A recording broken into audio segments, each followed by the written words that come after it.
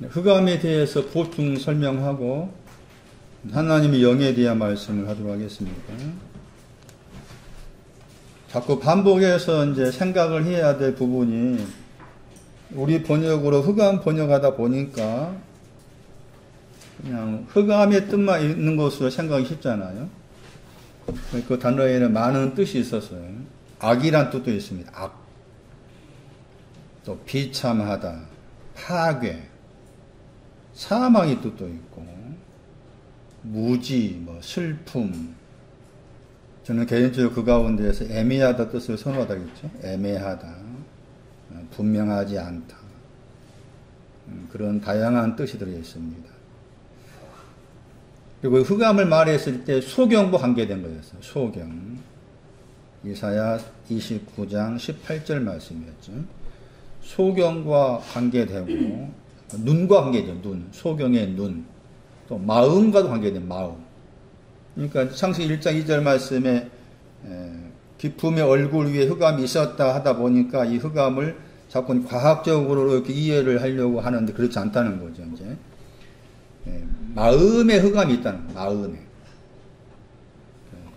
눈이 소경이라는 것도 흑암과 관계된 것이고, 마음이 흑암이다. 그러니까 마음이 흑암이니까 그 흑암을 가진 그 마음에 빛이 와야만 흑암이 물러가는 거잖아요. 그래서 이제 잠시 후에 살펴볼 고린도후서 4장 같은 경우에서도 마음과 관계해서 말하고, 또 베드로후서 1장에서도 이 흑암을 마음과 관계해서 말씀합니다. 그렇게 이해를 하셔야만 이 창세기 1장 2절 이하에 또 1절 관계해서 저 말씀들이 나의 어떤 마음의 눈과 관계해서 하신 말씀이구나. 그렇게 알아가는 것이 창세기에 대한 이해도죠, 이해도. 시작도 내 안에 있어야 돼요. 끝도 내 안에 있어야 돼요. 그렇게 이해하지 못하면은 자꾸 창세기 1장의 말씀을 겉으로 이해를 하게 되고 생각하게 되는 거예요. 여러분이 듣고 있지만 말씀이 깊이가 있습니다. 이 의미들이. 그러니까 함부로 쉽게 하나님이 어떠한 분이다, 성경이 어떠한 것이다, 함부로 말할 수 있겠어 없겠어요? 차원상 말할 수 없어. 말할 수 없는 정답이야. 저 이단대 속한 사람들, 무지한 사람들이 쉽게 말해. 무지하기 때문에 그래. 무지. 흑암과 다른 무지. 무지하기 때문에 쉽게 창조주 하나님 이야기하고 어떤 사람 신천지 그쪽에서는 성경책도 안 가지고 와가지고 이렇게 하면서 여기다가 창세기 1장 1절 써가면서 이렇게 성경의 성자도 몰라. 모세를 알려면은 최소한 80년 넘게 하나님의 다루심이 있어야 돼요. 모세가 쓴 모세 오경 알려면은 80세에다가 더하기 40세는 있어야 돼요. 40세. 저 같은 경우는 아직도 못 따라가. 죽을 때까지 해도. 그러니까 함부로 창조가 어떠니, 하나님이 어떠니, 뭐가 어떠니, 함부로 말하지 마라. 성경 그렇게 간단하게 딱 단답형으로 유치원생도 아닌 그런 어투로 말할 수 있는 게 아니다. 흑암을 알아가는 것은 굉장한 겁니다. 내 안에 흑암이 있으면 알아가는 거예요. 흑암도 두 가지였어요. 크게 세 가지입니다. 흑암보다 더 옅은 것이 있었잖아요. 낮은 차원의 빛과 관계된 흑암. 또 이 흑암은 또 6시의 흑암, 9시의 흑암. 지금 여기서 창세기 1장에서 말씀한 흑암은 요한복음 1장 4절 5절 말씀에 빛이 비춰진 다음의 흑암입니다. 그 차이를 알아야 돼요. 흑암이라는 저 표현이 옷으로 말하면 뭐예요? 흰옷 입은 사람한테 흑암인 거예요. 흰옷을 입었는데 흑암이 있다는 거지. 그것을 내가 내 속에서 알아가는 거야. 고린도후서 4장 6절에 어두움 번역된 단어가 이제 헬라어로 흑암이고, 창세기 1장 2절 말씀에 히브리어의 저 단어를 헬라어로 옮겼을 때 그 단어가 고린도서 4장 6절에 헬라어로 수코토스라는 단어이죠. 저 헬라어 저 단어에도 에미아르도 있다겠죠. 그러니까 호세크라는 히브리어의 뜻을 그대로 담고 있는 것이 헬라어의 스코토스입니다. 거기 구절 보시면은 마음이 나옵니다. 창세기 1장 2절만 서가하면 마음과 함께 되어 있는 거예요. 마음. 그리고 거기에 뭐가 나옵니까? 빛이 나오죠? 빛이라는 단어가 앞에 이제 포슈가 있고 뒤에 빛은 다른 단어죠? 찾았어요? 앞에 있는 빛은 포슈라는 단어고 뒤에 있는 단어는 포티스모스죠. 포티스모스 저렇게 나온 단어가 딱 2번 나온 단어입니다. 여기 신약 성경에. 근데 고린도후서 거기 4장 4절에 나오고 4장 4절 4장 6절 딱 2번 나온 단어예요. 저 단어가 시편 27편 1절 여호와는 나의 빛이다. 여호와의 신 여호와. 시편 90편 8절 창세기 1장 14절 말씀에 광명이라는 단어를 했죠. 이 말씀하게 된 배경을 알아야 됩니다. 4장 3절 고린도후서 말씀에서 1인칭 복수인 우리는 바울과 디모데입니다. 우리 복음, 바울과 디모데가 알고 있는, 가지고 있는 복음. 4장 6절에. 마음이 누구 마음입니까? 고린도후서 4장 6절. 누구의 마음입니까? 바울과 디모데입니다. 그러니까 제가 종종 말씀드리지만 성경에서 1인칭 복수가 나오면 다 나로 적용하면 안 돼. 이해되십니까? 1인칭 복수가 나오든 아니면 단수로서 나가 나오든 그게 다 나로 곧바로 적용을 시키면 안 돼. 그런데 대부분 그걸 적용을 시키는 거야. 응? 우리라 했을 때도 내가 거기에 들어있는 것처럼. 그게 자기를 속이는 거예요. 응? 바울과 디모데가 우리야. 그러니까 내가 바울과 디모데의 신앙 사상을 내가 따라가지 아니하면 나는 우리에 들어가지는 못해. 우리라 린치 복수에 들어갈 수 없다고. 복음이 가리웠다 나와있죠? 그리고 복음이 가리워져 있으면 그게 뭐 하는 겁니까? 멸망입니다. 그게. 멸망한다고 했을 때 복음이 가리워져 있는 것 때문에 멸망인 거예요. 내가 하나님 앞에서 멸망 만든다 말을 쓴다면 그 멸망의 의미는 내가 뭐 우리 식대로 죄를 많이 지었기 때문에 멸망이다. 그런 말이 아닙니다. 복음이 가리워졌을 때 그것을 멸망이라고 해요. 복음이 가리워진 것을. 그럼 멸망이라고 했을 때 멸망도 몇 가지겠어요? 멸망도 2가지라고 그렇게 인식을 아예 하셔야 됩니다. 고린도후서 2장. 뭐가 멸망인 거 봅시다. 15절. 멸망하다. 멸망하다 말의 반대말이 구원하다입니다. 멸망하다 말의 반대말이 구원하다. 그러니까 구원을 얻었다고 했을 때 구원 얻은 것이 뭐냐를 알려면 멸망을 먼저 알아야 돼. 그러니까 멸망이 먼저 오겠습니까? 구원이 먼저 오겠습니까? 그렇습니다. 다른 교회는 이해를 못해. 이 말씀 알겠어? 응? 멸망을 거쳐서 구원이 오는 것인데 그 말 누가 이해하겠어? 아무리 유명한 목사 갖춰놓고 말해도 못 알아들어. 여러분이니까 알지. 대단하게 생각하십시오, 여러분 스스로. 멸망을 거친 다음에 구원인 거예요.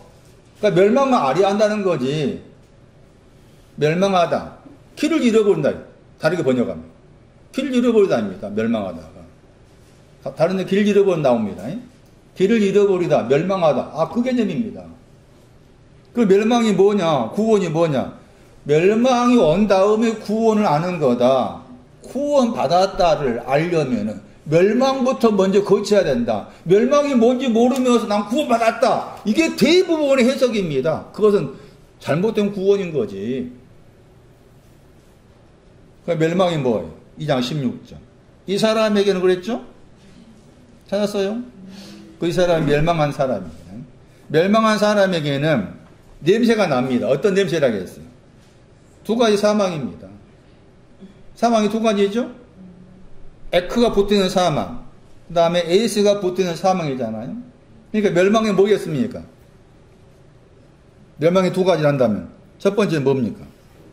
첫 번째 멸망 사망 낡은 옷 낡은 옷 아직 흰 옷 입지 않는 거 사망 사망이 두 가지라겠죠? 두 번째 사망은 뭡니까?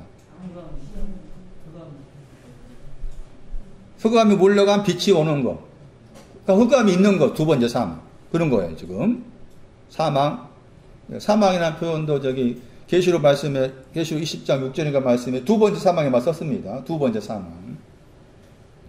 그리고 그 사망의 반대말이 생명이죠? 생명도 두 가지잖아요. 찾았어요? 사망이 두 가지고 생명은 두 가지라. 그럼 멸망은 뭔가 하면은 첫 번째 사망도 멸망이라 그 말이죠. 이해되십니까? 두 번째 사망도 뭡니까? 그건 멸망입니다. 두 번째 사망도 멸망입니다.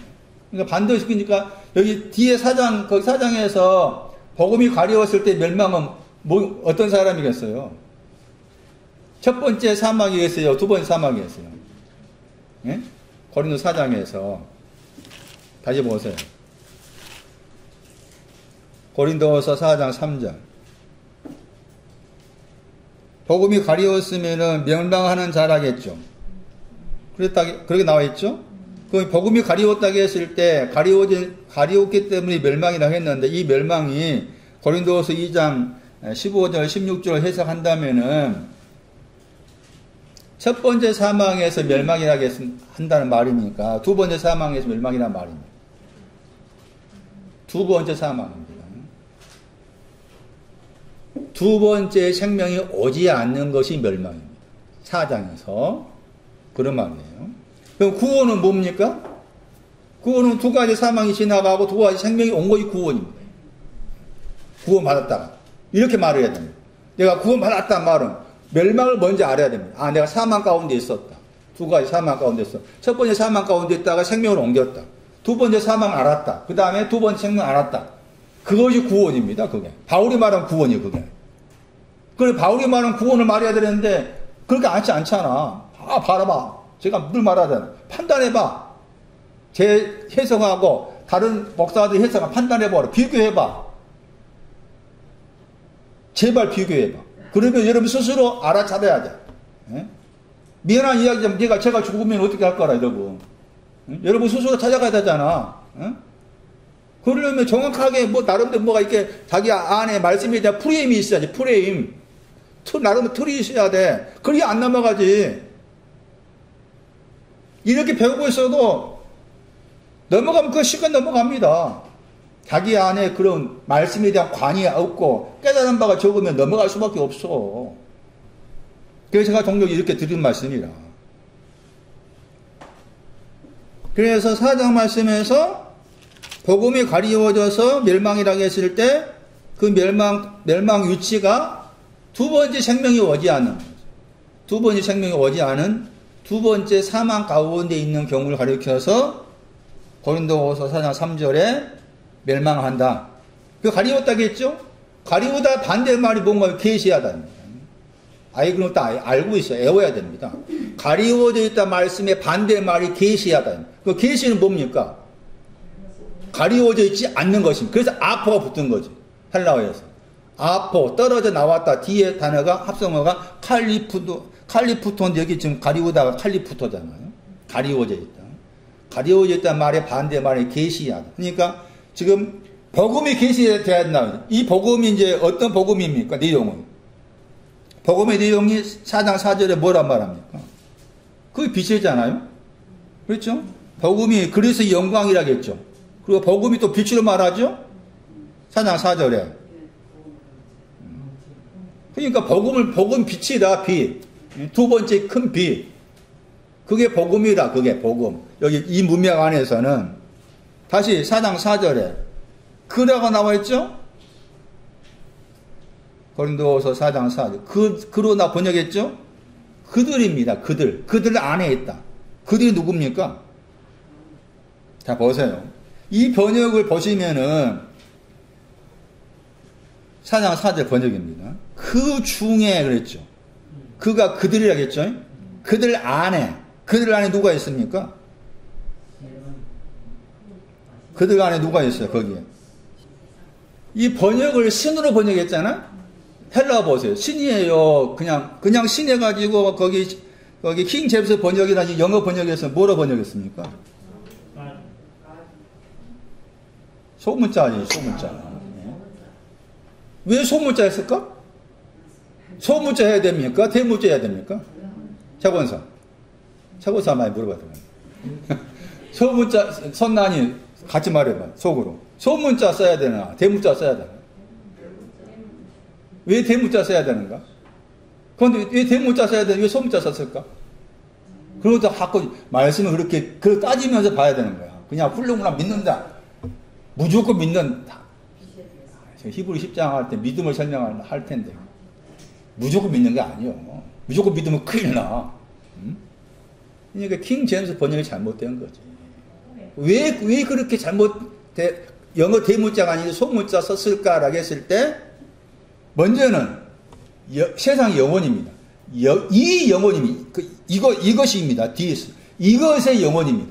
이것의 영혼이 뭔지를 몰랐던 거죠. 킹 제임스 번역에서 영어 번역한 사람들이. 그 첫 번째고.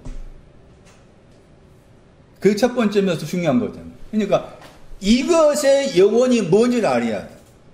이것의 영혼을 주관하신 분이 거기에서 하나님이잖아요. 하나님이 이것의 영혼을 주장하고 계시기.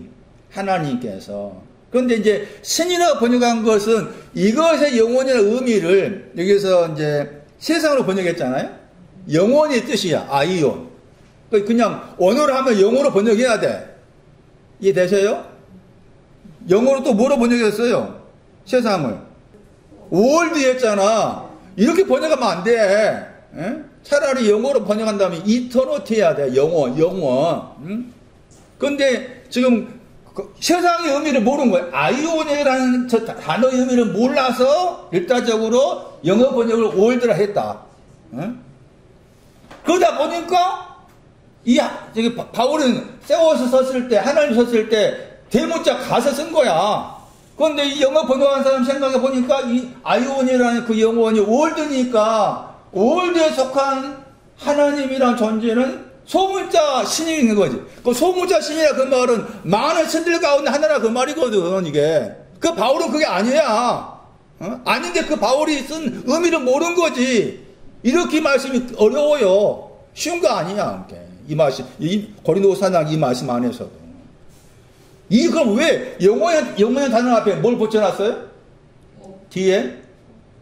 다 영어로 번역 바꿔야 돼. 다시 지워버려. 세상을 영혼을 지워버리라고. 세상을 지우고 영혼을 쓰라고. 그런데 그 영혼이 무슨 영혼이라고? this 영어로 이것이라잖아. 이것의 영혼이요. 영혼은 영혼인데 무슨 영혼? 이 표현도 중요한 겁니다. 이 표현도 중요해. 왜 영혼인데 이것이라는 단어를 써서 영혼을 설명했을까? 라고 했을 때 영혼도 두 가지야.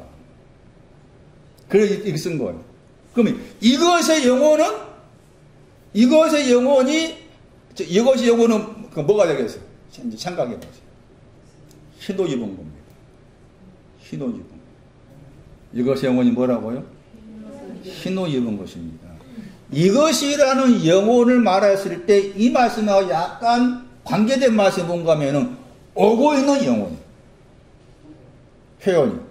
그게 마태복음 여기 12장 32절입니다. 마태복음 12장 32절을 잘 살펴야만이 이것의 영혼이 있고 또 오고 있는 영혼이 있어요. 오고 있는 영혼이 뒤에 있는 큰 빛입니다. 이것의 영혼은 작은 빛이다. 따지면은 이것의 영혼은 작은 빛이다. 그러면 이것의 영혼에 해당된 작은 빛도 누가 줍니까?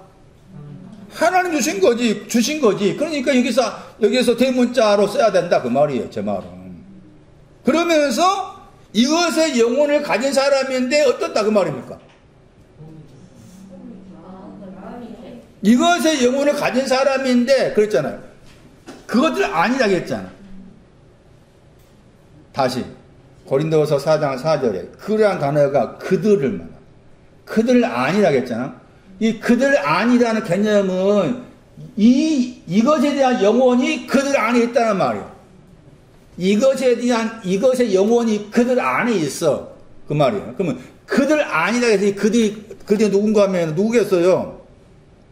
4장 3절에 망하는 사람이에요. 망하는 사람. 그러니까 망하는 사람의 신앙의 내용을 뭘로 알 수 있는가 하면은 이것의 영혼을 통해서 알 수 있는 거지. 이것이 영혼을 통해서. 망하는 사람인데 그 망하는 사람 안에 하나님께서 뭘 주셨다 그 말입니까? 이것의 영혼을 망하는 사람에게 주셨다 그 말이에요. 그런데 그 망하는 사람들이 그 4장 4절에서도 뭘로 바꿔 말하는 건 믿지 않다. 믿지 않는 거. 저게 망하는 사람입니다. 그리고 뭘 믿지 않다는 말입니까? 두 번째 사망, 두 번째 생명을 믿지 않는 것만. 그 말입니다. 그럼 왜 두 번째 생명, 두 번째 사망을 믿지 않겠습니까? 왜 그러겠어요? 정권사. 몰라서 그렇고 또 흰옷 입으면 다 됐지 이거야. 흰옷 입으면 다 됐지 또 뭐 있냐 그 말이지. 응? 흰옷 입어서 나 생명이 왔어. 사망이 지나가가지고 흰옷 입어서 생명이 왔어. 그럼 또 뭐가 생명이 또 있어야 돼? 뭐 죽음이 또 있어야 되나? 충분히 그럴 수 있습니다. 충분히 고린도 교회를 향해 충분히 그럴 수 있어요. 그래서 믿지 않는 사람, 두 번째 사망과 두 번째 생명을 믿지 않는 사람의 노예마, 마음을 했잖아요. 이 단어가 어렵습니다. 노예마라는 단어가 있고 많이 들었던 누수가 있습니다. 비슷한 단어입니다. 그런데 누수라, 아이도 정확한 차이를 잘 모르겠어요. 미안한 이야기지. 정확한 누수하고 노예마의 차이를 정확히 모르겠어요. 둘 다 동사가 뭔가 하면 깨닫다입니다. 둘 다. 똑같은 깨닫다인데 왜 이제 빌립보 4장 가면은 그 또 누수하고 노예마를 같이 한 구절에 둔 구절이었어요.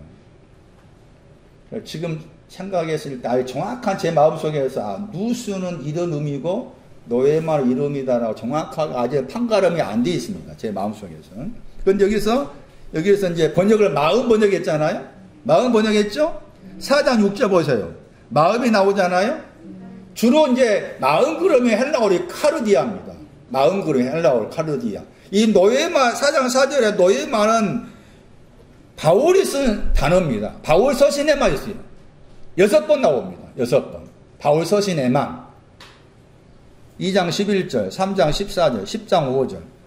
11장 3절도 이 노예마를 이해하는 데 도움이 됩니다. 노예마를 약간 다르게 번역한다면은 여기에 깨닫다 의미가 들었으니까 깨달음의 생각 이렇게 번역할 수 있어요. 노예마를 저 마음 번역된 저 단어를 4장 4절에 깨달음의 마인드, 영어로 마인드입니다. 깨달음의 마인드, 깨달음의 생각 그렇게 번역할 수 있는 단어입니다. 2장 11절 참고하면 사단이 이거 이용합니다. 사단도 이 노예마가 있습니다. 그리고 11장 3절이 중요한데 이 깨닫는 마음 생각은 썩는다. 여기서 소경이라고 했죠. 홈메이키 하다가 소경이라는 단어의 동사입니다. 홈메이키 하다가 소경이라는 단어의 동사입니다. 깨달은 마인드를 어둡게 버렸다. 소경되게 했다. 이 뜻이 되는 거예요. 그리고 이 깨달은 마음은 고린도후서 11장 3절을 참고하면 썩는다. 썩은 관계에서 이 단어가 사용되었어요. 하나님께서 첫 번째 사망을 지나서 첫 번째 생명을 가진 것으로 안주하고 있으니까 그 깨달음의 생각을 소경되게 만들어버렸다 한 거죠. 그리고 나서 소경되어 버렸으니까 영광의 복음의 광채가 비출 수 있어요, 없어요? 비출 수 없습니다. 그런 표현입니다. 그리고 영광의 복음의 광채를 4장 4절 말씀. 하나님이 뭐라 말합니까? 하나님의 형상이라죠. 그리스도는 하나님의 형상이다. 이 형상이라는 그 헬라 단어가 창세기 1장 26절을 봐야 됩니다. 창세기 1장 26절. 창세기 1장 26절 말씀에서 번역을 어떻게 했는가 하면은 거기에서 거기 형상 번역했죠. 첼렘. 저 단어의 헬라어입니다. 에이콘. 하나님의 형상을 따라서 우리 형상할 때 저 단어입니다. 첼렘이라는 히브리 헬라어가 에이콘입니다. 그리스도가 하나님 형상이다. 이렇게 나와 있습니다. 지금. 자, 다시 오세요, 이제. 여기까지 들은 말씀을 다시 정리하면은, 멸망하는 사람한테 한 말씀인데, 이 멸망하는 사람은 첫 번째 사망을 지나서 첫 번째 생명을 가진 사람입니다. 흰 옷, 낡은 옷을 지나서 흰 옷을 가진 사람으로서 지금 복음이 가리워진, 빛의 복음, 영광스러운 빛의 복음이 가리워져 있다. 그러니까 비춰지지 않는다. 비춰지지 않는다. 그런데 이제 4장 6절에 나와가지고는, 그러니까 지금 4장 거기 3절과 4절에 해당된 이 사람은 아직 그 마음 안에, 깨달은 그 마음 안에, 생각 안에 아직 뭐가 없습니까? 흑암이 없습니다. 아직 흑암이 없는 거. 그래서 4장 6절에 와가지고는 흑암으로부터 빛이 비칠 것이다 하면서 우리는 그랬죠. 그러니까 바울과 디모데인 디모데 빼버린다면 바울이 나는 흑암을 알았다는 거죠. 그러니까 흑암을 아는 위치가 첫 번째 생명을 얻은 다음에 두 번째 생명을 알 때 이제 흑암을 아는 것인데, 바울이 나도 디모데도 이 흑암을 알았다. 흑암을 아니 이제 예수 그리스도 4장 6절 예수 그리스도의 얼굴 안에 있는 하나님의 영광에 안다가 지식이란 말. 지식의 빛을 향하여 프로스 향해서 마음 안에 이 마음이 이제 흑암의 마음이죠. 흑암의 마음 안에 빛이 비쳤다 하는 여기 고린도서 4장 6절의 빛은 마태오 4장 이사야 9장을 참고하면 무슨 빛인가 하면은 큰 빛이죠. 작은 빛이 아니고 큰 빛이 비춰졌다. 그렇게 말씀한 거예요. 거기에서 참고로 비추셨다 하는 저 단어의 동사가 마태 17장 2절 말씀에 사용되었는데, 거기에서도 예수님의 얼굴과 함께 나옵니다. 주님의 얼굴이 해같이 비춰졌다. 이렇게 얼굴을 해로 묘사하면서 사용됐습니다. 마태 17장 2절을 참고할 필요가 있습니다. 또한 말씀드린 것처럼 얼굴이란 말을 썼을 때, 얼굴이라고 했을 때 주님의 얼굴이란 말은 물론 이사야 90편 8절을 잘 생각해야 됩니다. 얼굴, 예수님의 얼굴, 그러니까 우리 개념의 얼굴을 생각하잖아요. 얼굴이란 저 단어가 말한 것도 단어 뜻이 있습니다. 헬라어. 향하여, 더하기, 보다의 합성어입니다. 얼굴은 헬라어 단어가. 향하여서 더하기 보다의 합성어예요. 얼굴이. 내용이 이제 헬라어로, 히브리어로 말하면 뭔가 하면 누와의 신앙. 태도와. 얼굴이 누와의 신앙. 여기 33장 25절인가 6절입니다. 90편 8절도 중요합니다. 90편 8절. 시편 90편 8절도 얼굴과 관계있는 성경 구절. 여기에서 33장 26절인가 5절 말씀에 거기에서 얼굴의 신앙을 딱 설명하는 단어가 누와의 명사 테루와였어요. 테루와. 그것도 참고할 필요가 있습니다. 다시 오세요. 4장 7절 보세요. 고린도후서 4장 7절입니다. 우리는 가지고 있습니다. 에코민. 바울과 디모데는 가지고 있다겠죠. 무엇을 가지고 있습니까? 이 보배라겠죠. 보배를 가지고 있다겠죠. 보배, 다르게 번역하면 보물. 보물을 가지고 있습니다. 어떤 보물입니까? 빛이 비춰진 보물, 빛. 보물을 가지고 있습니다. 보물의 내용이 빛이에요. 보물을 가지고 있습니다. 그러면서 거기 말씀 안에 무슨 말씀 나오는가 하면 그릇이 있습니다. 그릇이 나오죠? 그릇이 복수입니다. 그릇들이 있습니다. 이 그릇들은 누구의 그릇들입니까? 고린도서 4장 7절. 그릇들. 누구의 그릇들?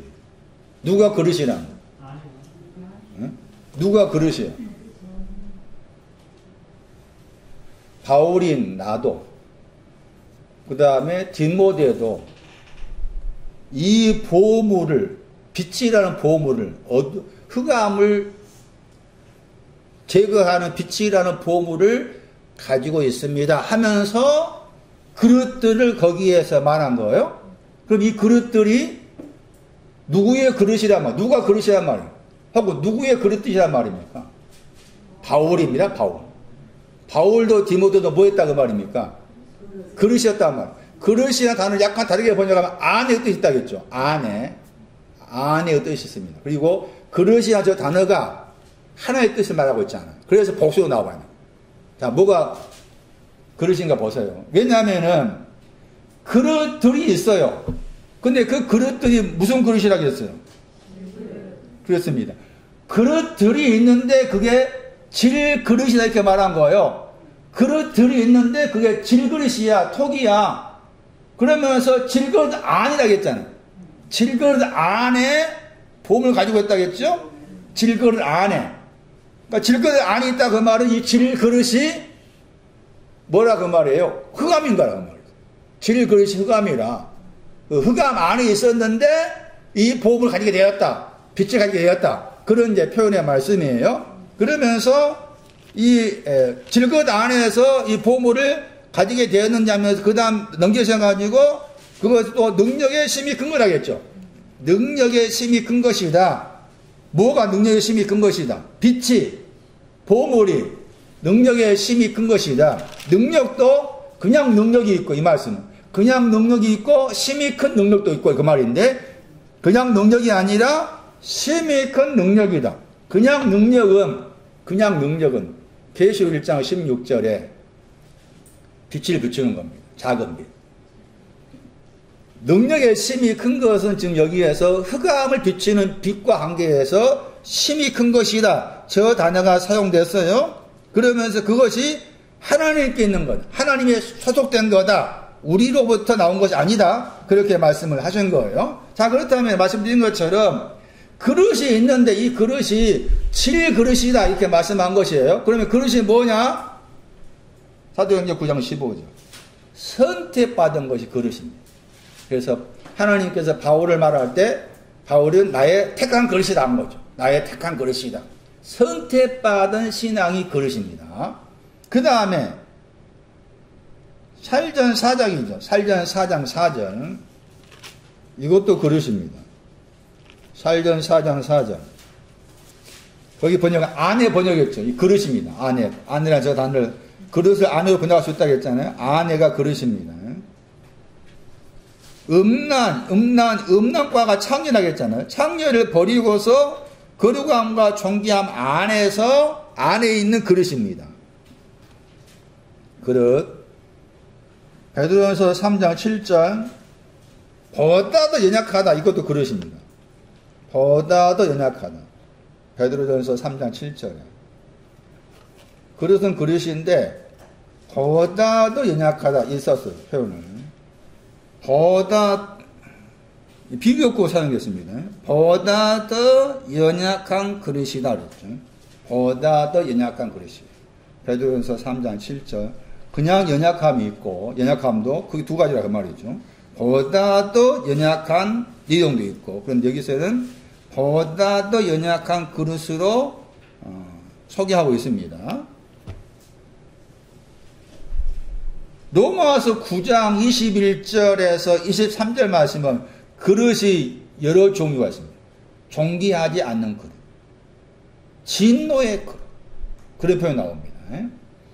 그랬을 때 말씀드린 것 지금까지 말씀드리면 선택받은 그릇, 더 연약한 그릇, 또 로마서 9장 21절이라 참고하면 존귀하지 않는 그릇 혹은 진노의 그릇, 이런 그릇들은 다 질 그릇에 속한 거예요. 질 그릇에. 질에 속해. 질. 그게 이제 질이라는 단어가 약간 다르게 번역하면은 깨지기 쉽다, 유혹에 빠지기 쉽다, 그렇게 번역될 수 있는 단어입니다. 저 단어가. 질이라는 단어가 뭘 말하는지 알려면은 시편 22편을 봐야 됩니다. 질그릇이 뭐냐? 줄여 말해가지고 지금 바울한테 사용했기 때문에 나는 택한 그릇입니다 한 거예요. 바울이. 나는 택한 그릇인데 이 택했다는 그릇이 깨지기 쉬운 톡이었네 하는 거죠. 택한 그릇인데도 불구하고 깨지기 쉬운 톡이었네. 그걸 아는 것이 지금 뭔가 하면은 그게 흑암과 관계돼요. 흑암. 그게 아는 거, 흑암과 관계되어 있어 지금. 질그릇할 때 그 질을 아는 것이 그릇인데 택함받았는데 택함받은 그런 내용도 깨지기 쉽다. 그걸 아는 것이 지금 여기 문맥을 통해 살펴봤을 때 흑암과 관계된 겁니다. 그 안에 있어야만이 보배를 가질 수 있다는 것이에요. 시편 22편 16절 아주 중요한 구절입니다. 질그릇 조각 번역될 사람입니다. 질그릇 조각. 시편 22편 16절에 질그릇 조각이다 번역된 저 단어가 질그릇 조각 번역된 저 단어가 고린도서 4장 7절에 질하는 저 단어와 관계되어 있습니다. 고린도서 4장 7절에 질은 형용사가 되는 것이고 시편 22편 16절에 질그릇 조각은 명사가 되는 거잖아요. 그러니까 내용은 같습니다. 그러니까 줄여 말했을 때 질그릇 안에 있다 하는 그 말의 의미는 시편 22편 16절로 말하면은 뭐가 어떻게 됐다는 말입니까? 코와 독수리가 날개치며 올라가는 그 힘이 있는데 그 힘이 어떻게 됐어요? 힘이 말라버렸어요. 그 말의 의미는 이 코와라는 혹은 힘 혹은 능력 번역을 해서 저 단어가 말라버리는 힘도 있고 그 말입니다. 말라버리는 힘도 있고 독수리가 날개치며 올라가는 힘도 있고 거기에서 찾아보면은 이 힘이라는 단어가 말 가운데, 특가의 육자 말 가운데에서 끄트머리 말입니다. 끄트머리 말과 관계된 힘은 마르지 않아. 근데 그 밑에 있는 힘도 있다 그 말입니다. 그 밑에 있는 말로 말하면 어룽지 말에 해당된 것도 힘이 있다 그 말입니다. 그래서 잠언 가시면은 잠언 24장 10절하고 5절을 참고하면은 이 힘이 두 가지 종류인 말합니다. 두 가지 있다 그 말. 두 가지. 잠언 24장 10절 집에 가서 보세요. 잠언 24장 10절 말씀하고 5절 말씀 참고했을 때 힘이 두 가지 내용이라는 거죠. 그러니까 말씀드린 것처럼 말로 말하면 건재한 말에 해당된 힘 밑에 있는 힘입니다. 그러니까 말라버린 거죠. 말라버렸다겠죠? 이 말라버렸다 한 단어가 이사야서 40장 6절 7절에 많이 사용됩니다. 말라버린 것을 거기에서 이사야 40장에서는 뭘로 말씀했는가 하면은 모든 육체로 말합니다. 모든 육체는 풀 같아서 말라버렸다. 아주 유명한 구절이잖아요. 베드로서 1장에서 사용했죠. 거기에 이 말라버렸다 사용됩니다. 말라버렸다가. 그래서 여기 지금 고린도서 4장 7절에 질그릇이라고 했을 때 질그릇의 신앙은 내용은 시편 22편 16절이다. 6절에 해당된다. 이거 여기에 있는 거 시편 20편 16절에 있는 것도 흑암 안에 있는 거다. 저기 있었기 때문에 보배가 이제 빛이란 보배를 가지게 되었다. 능력의 힘이 큰 거 이렇게 이제 표현을 하고 있는 거예요. 그래서 이 고린도서 4장 5절 말씀에서 흑암이라는 저 내용의 의미를 창세기 1장 2절하고 연결해서 말씀드린 것이고 저도 잘못 알았지만은 이 고린도서 4장 6절 말씀에 흑암으로부터 빛이 비춰진다 하다 보니까 제가 처음에는 저도 창세기 1장 3절을 생각했어요. 2절 3절로. 그래서 창세기 1장 2절에 흑암이 나오고 3절에 빛이 나왔을 때 창세기 1장 3절의 빛이 흑암을 물리치는 빛으로 이렇게 이해를 한 거죠. 그게 이제 지금 보면 잘못된 이해입니다. 그러니까 차라리 고린도서 4장 6절 말씀에서 어두운 데서 빛이 비친다는 것을 뭘로 이사야 9장 1절에서 나왔습니다. 이사야 9장 1절은 큰 빛이라고 말입니다. 다시 정리하면은 창세기 1장 3절에 빛이 있으라 했을 때 그 빛이 어디를 향한 거라고 했습니까? 그 땅을 향한 거예요. 그 땅, 혼돈하고 공허한 그 땅을 향해서 빛이 있을 한 거예요. 그러면 고린도후서 6절 말씀에 이 빛은 빛이 온 다음에 빛이 두 가지임을 알아야만 이해할 수 있는 거예요. 지난주 설교처럼 빛이 두 가지임을 알아야만이 이해할 수 있다 그 말이에요 지금. 그래서 빛이 두 가지라는 것인데 여기에서는 지금 바울이 자신이 만든 헬라어 단어죠. 포티스 모션 단어 가지고 와가지고 이것에 이제 헬라어로 10편 90편 8절 말씀에 그 단어를 이 단어로 옮겨놨어요. 72년 보면은. 그런데 10편 90편 8절 말씀에 거기에서 그 단어가 창세기 1장 14절 말씀에 광명이라는 단어입니다. 광명. 그런데 또 다른 구절 보시면은 여기 창세기 1장 3절에 빛이 오르잖아요. 오르라는 단어가 다른 데서도 여러 번 사용되는데 그런데 또 다른 데서는 뭐로 사용되냐면 공평으로 사용, 공평으로. 그러니까 오르라는 히브리 단어가 별주에 번역됐는데 의도 오르고 그 말입니다. 공평도 오르고 이렇게 나와. 그래서 그런 차이를 이제 알아야 되는데 그런데 모세는 아예 의도적으로 창세기 1장 14절 말씀에 광명이라는 그 단어하고 1장 3절에 빛이라는 단어를 딱 구분을 해서 이렇게 설명한 겁니다. 이해를 돕기 위해서 아마 그렇게 하신 거로 볼 수가 있는 것이죠.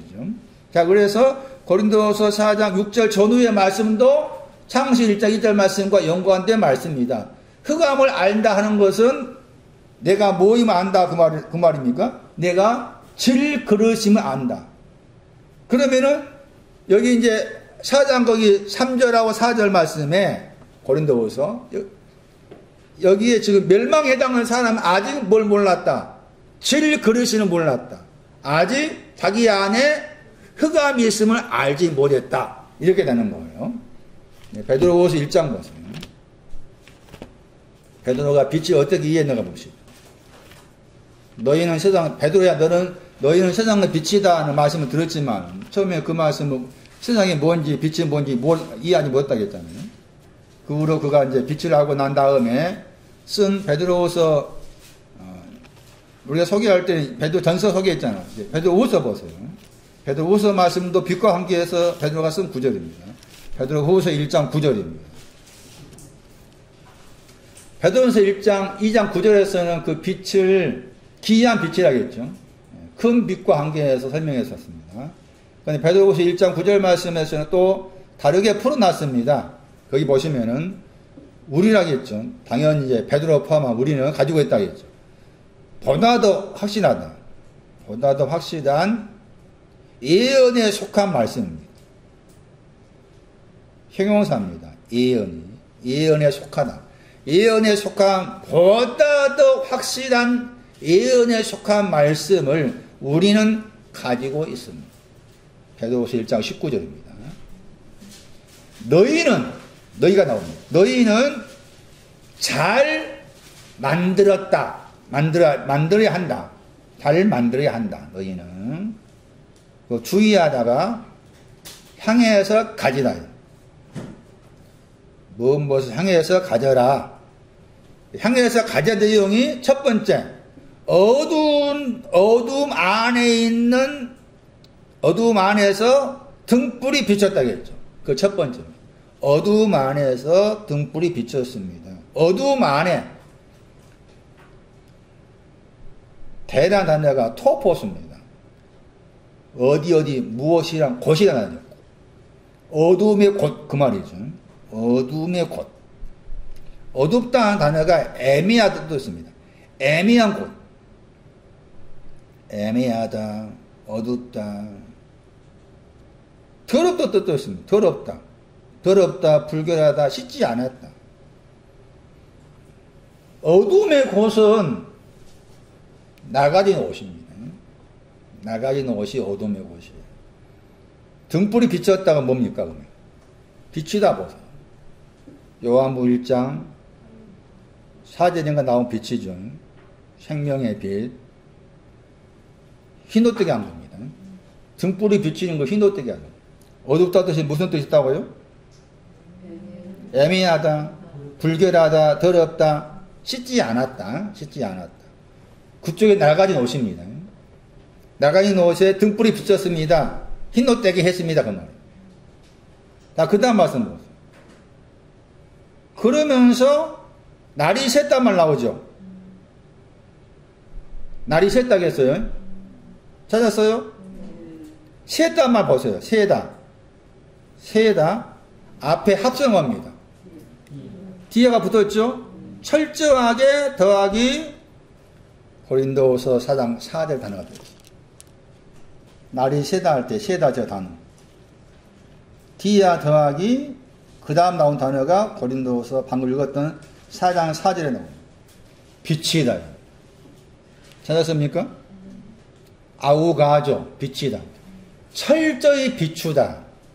베드로는 지금 앞에 베드로서 1장 19절 말씀에 등불이 비추는 것과 대조적으로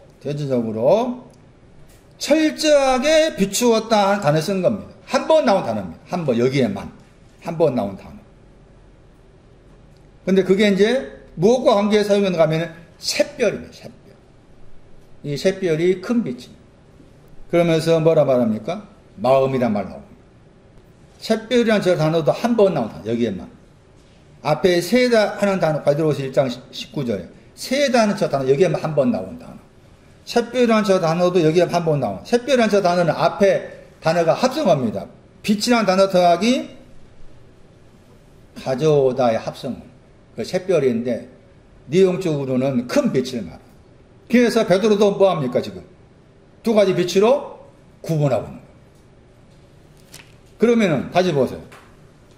보다 더 확실한 예언의 말씀을 가지고 있다고 했을 때 보다 더 확실한 예언의 말씀이 뭡니까? 그렇죠. 샛별이 떠오르는 겁니다. 샛별이 떠오르려면은 거쳐야 될 과정이 뭐라고 말합니까? 어두움 안에서 등불이 비추는 거예요. 그것이 비춰진 다음에 이제 샛별이 떠오르는 거예요. 그러나 보다 더 확실한 예언의 말씀은 샛별이 떠오르는 것을 말합니다. 그러면 너희한테 다 그렇죠. 이것을 잘 만들어라.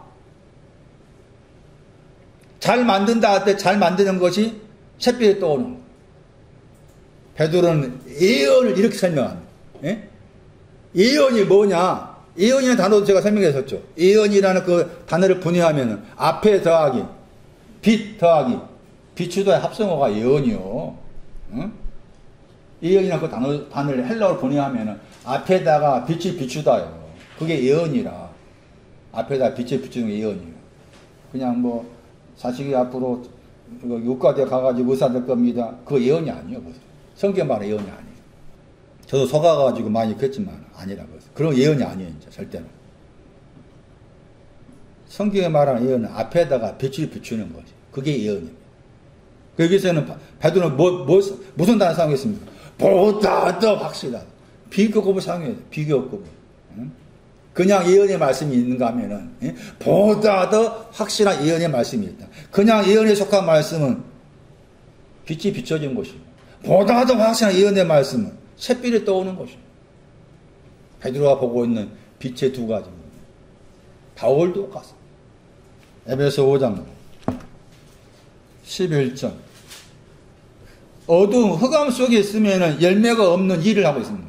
열매가 없는 일이 거기에 있어요. 흑암 속에 있어요. 에베소 5장 11절 열매가 없는 흑암 속에 있습니다. 열매가 5장 9절이죠. 열매의 내용이 빛의 열매가 나오죠. 착함, 의로움, 진실함. 여기 빛의 열매라고 했잖아요. 작은 빛에서 큰 빛까지 다 포함한 빛의 열매가 세 가지 말합니다. 에베소 5장 9절에 선하다, 의롭다, 진실하다. 그러면서 책망하겠죠. 책망하다. 어둠을 향한 책망. 5장 12절 말씀. 5장 13절 말씀. 책망받은 모든 것이 빛으로 나타난다. 5장 13절의 빛은 큰 빛. 나타나니 것마다 빛이다. 큰 빛. 책망하다 단어 썼습니다. 빛과 관계해서. 어둠과 관계해서. 흑암과 관계해서. 책망하다 단어를 쓴 거예요. 요한복음 3장 19절. 정죄 혹은 심판. 정죄가 뭐냐? 심판이 뭐냐? 빛이 세상 안으로 왔어요. 나가진 옷을 입은 세상 안으로 왔어요. 빛이. 여기서 빛은 큰 빛입니다. 1장 9절 말씀에 참 빛을 말합니다. 참 빛이 나가진 옷인 세상 속으로 왔습니다. 그런데 사람들이 이제 나가진 옷을 가진 사람이죠. 나가진 옷을 가진 사람들이 보다 더 빛보다, 참 빛보다, 큰 빛보다 흑암을 보다 더 아가파오, 사랑했습니다. 자, 보세요. 요한복음 3장 16절. 하나님께서 뭘 사랑합니까? 하나님 세상을 사랑했다겠죠? 그 세상이 뭐라 그랬어요? 하나님이 바깥에 있는 자를 사랑했습니다. 방주 바깥에 있는 사람 사랑했습니다. 하나님께서 낡은 옷 가진 사람을 사랑했습니다. 그런데 요한복음 3장 19절 말씀에 그 하나님의 사랑을 받은 사람이 뭘 사랑합니까? 빛보다 어둠을 더 사랑합니다. 어두움을 가리켜서 말합니다. 요한은 그게 악한 거다. 어두움을 사랑하는 건 악한 겁니다. 어두움을 사랑하는 건 더 악한 겁니다. 다만 주님의 기도, 다만 악에서 구하옵소서. 무슨 말입니까? 그렇지. 어두움을 사랑하는 것에서 그 말입니다. 어두움을 사랑하는 것에서 어두움 사랑하는 것 구해 주십시오. 그 말. 어두움을 사랑하는 데서 구해 주십시오. 그 말 속에 또 뭐가 있습니까? 어두움보다 뭐 사랑하게? 어두움보다 큰 빛 사랑하게 해주세요. 그 말입니다. 그게 주님의 기도야. 에? 악한 거 우리가 알고 악한 것이 아니에요. 어둠을 사랑하는 것이 악한 거라고. 포네로스. 3장 20절. 그럼 왜 그 사람들이 어둠을 더 사랑합니까? 3장 20절 말하죠. 그게 이제 악을 향한다겠죠? 악을 향한다. 어둠을 이제 악이라는 단어가 앞에는 포네로스고 3장 20절은 단어가 다르죠? 똑같이 악이지만 파울로스입니다. 파울로스는 5번인가 6번밖에 안 나온 단어입니다. 저 단어가. 행하다가 반복 중 행한단 말이고 빛을 미워한다겠죠. 악을 향하는 사람 빛을 미워한다. 빛을 향해서 오지 않죠. 왜 그러는가? 그 행위가 드러난단 말이에요. 책망한단 말이에요. 책망받지 않기 위해서. 그 행위가 악을 향하는 행위가 악을 향하다 어두움을 사랑하는 그 행위가 책망받을까? 책망을 받을 텐데 받지 않기 위해서 참 빛, 큰 빛을 향해서 오지 않습니다. 3장 21절. 진리가 나옵니다. 진리가 큰 빛이요. 진리를 만드는 자입니다. 쫓는다. 진리를 만드는 자는 빛을 향해서, 참 빛을 향해서, 큰 빛을 향해서 옵니다. 오고 있습니다. 왜 오고 있느냐? 진리를 만드는 것이 하느님 안에서 일한 것이고 그 행위가 나타내는 것이다. 이 구절도 중요한 구절입니다. 정죄가 뭐냐? 심판이 뭐냐? 왜 심판받는다? 심판받는다, 정죄받는다 말 썼을 때 대부분이 이 단어도 오해하죠. 하나님께서 당신을 정죄했습니다. 하나님 당신을 심판했습니다. 그 말을 썼을 때 요한이 본 정죄는 뭔가 하면은 큰 빛보다 혹은 참 빛보다 흑암을 더 사랑하기 때문에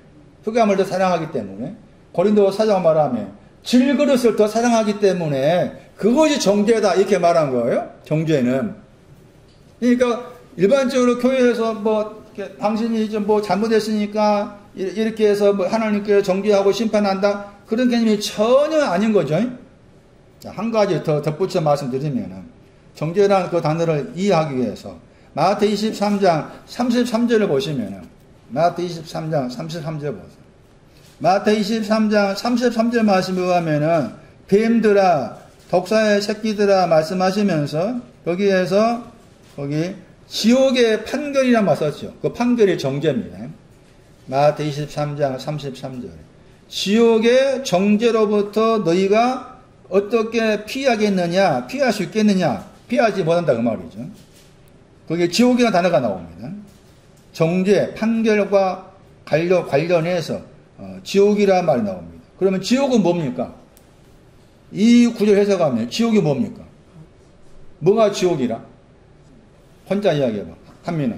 지옥이 뭐야? 이 구절로 말하면 지옥이 뭐야? 뱀들하고 독사의 새끼들은 단 말이잖아요. 그럼 지옥이 뭐냐? 독사. 그렇지. 독사가 지옥이지. 그 지옥의 내용이 정죄와 관계 사용했잖아. 에? 다시 요한복음 3장 가야지. 정죄가 뭐였어? 어두움을 무엇보다? 빛보다 사랑했죠. 그게 지옥이야. 어? 그게 지옥이라고. 어? 성경에 말하는 지옥은 그거 어두움보다, 빛보다, 큰 빛보다, 큰 빛보다 흑암을 더 사랑하는 것이 그게 지옥이고, 그게 지옥이다. 그 지옥의 의미를 그렇게 이해하셔야 되지. 그냥 막, 아주 엉뚱하게 생각 안 되죠. 그리고 지옥이라는 단어 설명했었죠? 지옥이라는 단어를 이해하시려면은 그 단어 속에 뭘 찾아야 됩니까? 한탄하다를 찾아야 됩니다. 한탄하다. 지옥이라는 저 단어에 헬라어의 히브리어 따라가면은 흰놈의 아들 골짜기가 지옥이야. 흰놈의 아들 골짜기라는 히브리어를 헬라로 옮긴 것이 이 게헨나입니다. 게헨나. 여호수아 15장 8절입니다. 지옥을 공부해야 돼. 지옥이 뭔지를 공부해야 된다고. 여호수아 15장 8절을 참고해야 되고, 거기에서 이제 이 개가 골짜기다. 골짜기. 개. 그 다음에 흰놈이 나오잖아. 그 흰놈을 따라가면은 그게 잠언이 나오지. 잠언 5장 11절에 한탄하다. 그러니까 지옥은 한탄하다 의미가 있으면 알아야 돼. 일단 개가 골짜기 의미가 있지만 골짜기 뜻도 있습니다. 그 골짜기가 그 단어가 사용된 대표적인 구절이 시편 23편 말씀에 골짜기가 나오죠. 무슨 골짜기입니까? 사망의 음침한 골짜기 할 때 그 골짜기가 지옥이라는 단어 쓰는 골짜기라. 이사야 40장 말씀 참고하면 골짜기를 뭐라고 하는 거예요? 낮아졌다 나와. 높인다 나와. 골짜기를 높인다 나와. 그러니까 골짜기에 신앙적 의미가 있어. 그러나 일단은 한탄하다 거기에 좀 초점 맞춰야 돼. 지옥이라는 저 단어 속에는 한탄하다가 들어있다. 지옥이 뭐라고? 한탄하다 더하기 골짜기의 합성어가 지옥의 의미다. 그럼 잠언 5장 11절 말씀에 지금 말씀드린 것에 의하면 지옥이라는 단어가 쓰여진 경우가 마태 23장 33절 말씀에 정죄라는 단어 관계에서 지옥에 사용되었다. 정죄라는 단어가 요한복음 3장 19절 말씀에서 정죄가 무엇인가를 딱 구체적으로 설명해 주는 구절이다. 큰 빛보다 흑암, 어둠을 더 사랑하는 것이 보다 더입니다. 그게. 보다 더 사랑하는 것이 그게 정죄고 약간 다르게 번역하면 판결이다. 그런데 지옥은 그 정죄의 대상인 거잖아. 그랬을 때 정죄의 대상이 지옥이라면 이 지옥의 의미는 요한복음 3장 19절로 해석한다면은 큰 빛보다 흑암을 더 사랑한 것이 지옥이다 그 말이고, 이것을 이제 히브리어로 해석했을 때는 가졌을 때 거기에 한탄하다 하는 단어가 들어있고, 한탄하다 했을 때 한탄하다의 대표적인 구절이 잠언 5장 11절이다. 찾아보세요. 지옥을 정확하게 알아야 돼.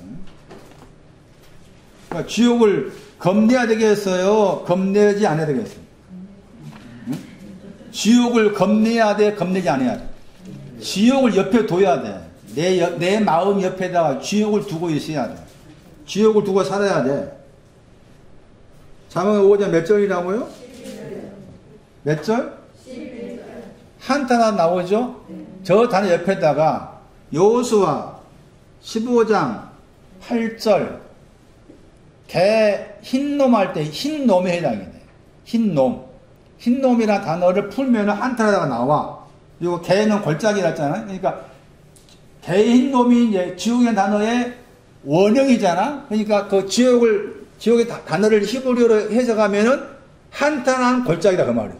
한탄의 골짜기. 그렇게 해석할 수가 있는데, 한탄한 내용이 나오죠. 무엇에 대해서 한탄한가 하면은, 한탄이 시작할 때 한탄합니까? 마지막에 한탄합니까? 시작할 때는 한탄이 안 나와. 마지막에 해당돼. 마지막 텔로스 쪽이야. 당시 일자 시작이잖아. 시작 쪽이 아니고 마지막 한계에서 한탄이 나와. 어떤 한탄인가 하면 12절 한탄 내용이 나오잖아. 훈계를 싫어하고 꾸지람을 가볍게 여기고 선생의 목소리를 청종치 않고 가르치는 이에게 귀를 기울이지 않고. 여러분도 이렇게 한탄해야 돼. 한탄이 내 안에 있어야 돼. 근데 이제 중요한 게 뭔가 하면은 여기서 이 한탄하다 하는 단어의 70인역을 봐야 돼. 그랬을 때 이 한탄하다가 이런 뜻이구나. 여기서 보면은 그냥 이게 선생의 목소리가 나오고 가르치는 이가 나오고 하니까 좀 마음에서 거리가 좀 있잖아요. 그런데 한탄하다의 저 단어의 헬라어를 참고하면은 이 사람이 이게 지옥에 있었구나 그 말입니다. 그러니까 지옥은 어떤 의미에서 내 안에 있어야 될 거예요. 내 안에 지옥이 있어야 돼요. 내 안에. 그냥 죽어서 가는 것, 그것은 지옥이 아니야. 성경에 말하는 지옥이 아니라 내 안에 한탄의 골짜기가 있어야 되는데, 저 한탄하다 하는 단어의 헬라어가 이 구절에 나와. 마태 21장에 지옥이 단어가 나와서 설명합니다. 마태 21장. 지옥이라는 단어는 여러 번 설명해야 됩니다. 한 번 들은 설명으로 완전 이해하기가 어렵습니다. 마태 21장 29절입니다. 뉘우쳤다 저 단어. 저게 지옥입니다. 뉘우쳤다가 뭐라고? 한탄하다. 잠언 5장 11절 적어놔야 됩니다. 누가 뉘우쳤는가 봅시다. 28절 마태. 두 자녀, 아들이 아니고 자녀입니다. 두 자녀를 가지고 있는 사람 나오죠. 근데 이 사람을 말했는데 그 사람이 21장 31절에 아버지죠. 마태 21장 31절에. 앞에 21장 28절에서는 두 자녀를 가진 사람으로 묘사했는데 21장 31절 말씀에는 아버지를 묘사한 겁니다. 마다들이 첫째입니다. 첫 번째입니다. 히브리서 8장 13절. 나가진 과입니다. 마태 21장 28절 말씀에 마다들은 낡은 옷 가진 사람. 낡은 옷 가진 사람한테 말합니다. 나의 포도원에 가서 일해라 한 거죠. 자녀라는 단어죠. 애라, 자녀다, 아들 그 단어가 자녀입니다. 요한복음 1장 12절 자녀. 포도원 가서 오늘 일어나 가죠. 오늘 그러죠. 오늘 그랬을 때도 이게 오늘의 신앙이 내일과 관계해서 오늘의 신앙이 있습니다. 그때는 이제 내일의 신앙이 더 높고 오늘 낮겠죠. 그런데 이제 여기서 오늘은 포도원 가는 것이 오늘입니다. 포도원 가는 것이. 그러니까 오늘 일치가 오늘 내일 할 때 거기에 사용된 오늘보다 더 높은 위치에 있다 보는 거예요. 포도원. 누가 2장 11절이 오늘인 거죠. 포도원 가라겠잖아요. 29절에 원하지 않다겠죠. 그리고 후에 그랬죠. 후에 뉘우쳤습니다. 한탄했습니다. 후에 뉘우치고 한탄하고 갔습니다. 뉘우쳤다 단어도 합성합니다. 나중에 메타 더하기 뒤에 있는 단어가 관심 가지다. 나중에 관심 가졌다. 이게 뉘우쳤다 하는 단어고 이게 히브리어로 한탄하다입니다. 그러니까 처음에는 원하지 않았다. 이게 지금 원하지 않았죠. 그리고 나서 후회됐죠. 후회. 저 후란 말도 중요합니다. 후회가 속한 것이 시작이 아니고 마지막에 속합니다. 뉘우쳤습니다. 뉘우쳤다가 지옥이란 말이었죠. 한탄하다 했죠. 한탄하고 갔죠. 어디로 갔습니까? 어디로 갔어요? 포도원에 갔습니다. 그 사람이 21장 31절에 세리와 창녀. 이 사람이 맏아들입니다. 세리와 창녀. 그리고 나서 거기 이제 넘기시면은 21장 32절 말씀에 뉘우치지 않았다 나옵니다. 나오죠? 비교하셔야 됩니다. 뉘우치고 간 사람은 한탄하다. 지옥이 있는 사람은 세리와 창녀입니다. 세리와 창녀. 그런데 뉘우치지 않았다겠죠? 그것도 후회라겠죠? 후에 여호와를 믿지 않았다겠죠? 여호와를 믿지 않아서 뉘우치지 않았다겠죠? 맞습니까? 창녀가 보고 믿었는데 보고도 뉘우치지 않았어요. 뉘우치지 않았어요. 23절에 대제사장과 장로. 대제사장과 장로는 지옥이 없다 그 말입니다. 창녀하고 세리는 지옥이 있었다 그 말입니다. 지옥이 있어서 뉘우쳐서 한탄해서 포도원 갔습니다. 포도원 간 거. 저 포도원 간 신앙이 신앙의 끄트머리입니다. 포도원 간 신앙이 신앙의 끄트머리예요. 그래서 여기서 맏아들로 번역된 프로토스가 낡은 옷 가진 사람인데 낡은 옷 가진 사람을 세리하고 창녀로 이렇게 묘사해서 말씀한 것이고 뉘우쳤다 단어가 그렇게 사용했는데 뉘우쳤다 단어가 한탄하다 하는 지옥과 관계된 단어다. 그러니까 지옥은 멀리 죽어서 가는 곳으로 생각해서는 결코 안 된다. 내 안에 있어야 된다. 내 안에 여기 지금 표현한 창녀, 내가 창녀 세리가 되는 것이 내 안에 뭘 가지는 거예요? 그렇죠. 내 안에 지옥 가지는. 창녀와 세리 되는 것이 내 안에 한탄하다, 지옥을 가지는 것이다. 그렇게 설명할 수가 있어요. 자, 다시 창세기 1장도. 하나님의 영이 나옵니다. 하나님의 영은 물의 얼굴 위에 운행하십니다. 하나님의 영은 어디에 있느냐? 물의 얼굴 위에 있습니다. 하나님의 영은. 영이라고 했을 때, 영이라는 저 단어는 이제 성령 할 때 그 영입니다. 헬라어로 하면은 푸뉴마가 되고, 푸뉴마라는 헬라어나 여기서 히브리어로 루아흐라고 하죠. 루아흐라는 저 히브리어의 영에는 바람이라는 뜻이죠. 바람. 그러니까 성령 할 때 거룩한 바람 그 말이고, 하나님의 영 그러면 하나님의 바람으로 해석이 가능하다. 바람. 저는 오히려 바람 해석이 더 개인적으로 좋아합니다. 영이라는 말은 좀 뭔가 아직도 우리들 마음 안에서 영 그러면은 내 생각과 마음에서 딱 달라붙은 뭐가 없습니다. 바람 그러면 또 이해하기가 쉬운 부분이 분명히 있습니다. 그래서 영 그랬을 때 바람으로 해석 가능합니다. 스가랴 6장에서 하늘에 몇 가지 뭐라고 했어요? 내가 바람 그랬죠? 그 바람이 영입니다. 그래서 영을 번역할 때 바람으로도 번역이 가능하다. 요한복음 3장에도 나오죠. 3장 8절에 9절 말씀에도 번역을 바람 번역했을 거예요.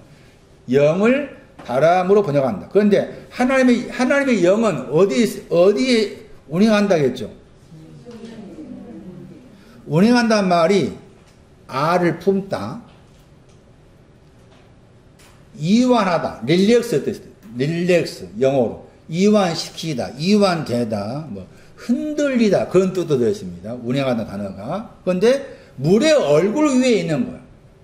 다시 말하면은 하나님의 영이라는 이 용어가 로마서 이제 8장에 나옵니다. 하나님의 영이 인도하여 하는 자는 하나님의 아들이 일컫다. 이 말 나오잖아요. 로마서 8장 9절 말씀이나 14절 말씀. 고전 3장 16절 말씀에도 하나님의 영이라는 용어가 나옵니다. 그랬을 때 그 하나님의 영이라 그 용어를 이해하려면은 하나님의 영은 물의 얼굴 위에 있는 거예요. 운행하는 말 주의하고 생각했을 때 하나님의 영은 누구한테 가느냐? 하나님의 영이 누구한테 가느냐 했을 때 물의 얼굴을 가진 사람 위에 하나님의 영이 가는 거예요. 내 마음 안에 물의 얼굴을 가지고 있지 아니하면 나는 하나님의 영이 나한테 오지도 않아 그 말입니다.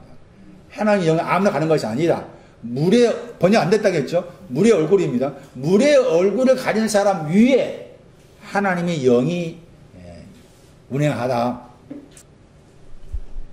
왜 모세는 그냥 물 그러면 됐지 왜 거기다 얼굴을 얼굴 붙여서 썼을까라고 했을 때 얼굴이란 그 단어가 여러 가지 뜻이 있는데 긍정적 뜻이 많고 또 부정적 뜻도 있습니다. 여기서는 부정적 의미로도 해석 가능합니다.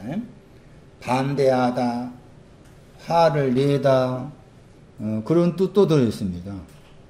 화내다, 무겁다 뜻도 들어있습니다. 무거움. 여기서 중요한 단어가 물이라는 저 단어입니다. 왜?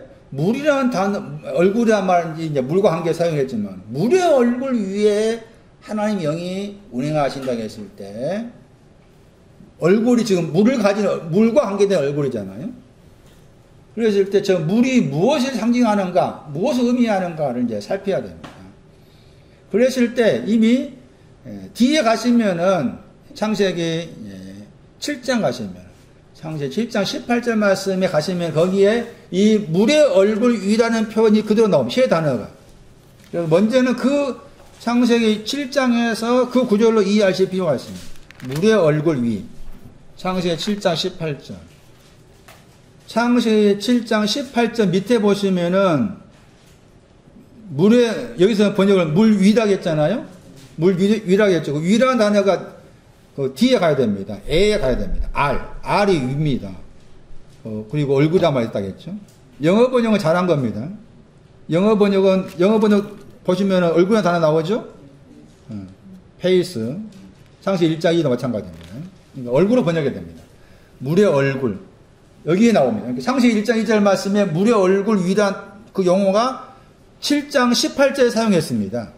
그럼 물의 얼굴 위라고 했을 때, 저 물의 얼굴 위에 뭐가 있습니까? 물의 얼굴 위에는 뭐가 있습니까?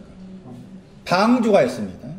그러니까 하나님의 영과 방주가 서로 관련되어 있다 볼 수 있습니다. 그런데 물의 얼굴 위에 방주가 있다고 했죠.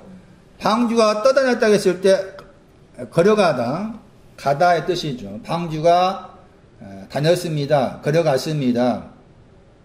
그러나 방주가 물의 얼굴 위에, 방주 어디에 있어요? 물의 얼굴 위에 있죠.